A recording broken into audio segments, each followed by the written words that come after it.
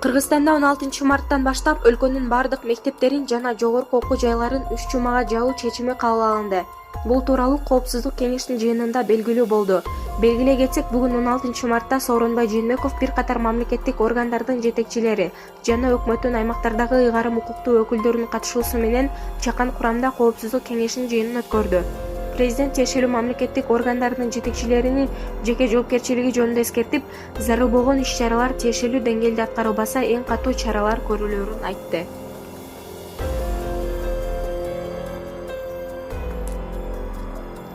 Казакстанда коронавирус чыккан дагы 2 жаңы учур катталып, ооруну жуктургандардын жалпы саны 6-га жетти. Маалыматка ылайык, бир бейтап Алматы шаарынан аныкталса, экинчиси Нур-Султандан табылган. 1958-жылы туулган жаран ишке 10 мартта Москвадан Алматыга учуп келген.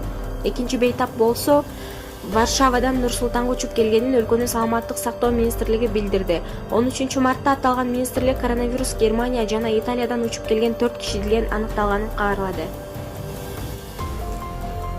Ат башыда ун кымбаттады. Ат башы районунда ундун баасы кескин кымбаттады. Бул тууралуу аймактык кабарчы билдирди. Маалымат болгондой, 1 мешок 1200 сомдон 1600 сомго чейин сатууда. Сатуучулар Казакстандан келген ун кымбаттап жатканын билдиришти. Ун бизге кымбат келип жатат, деди алар.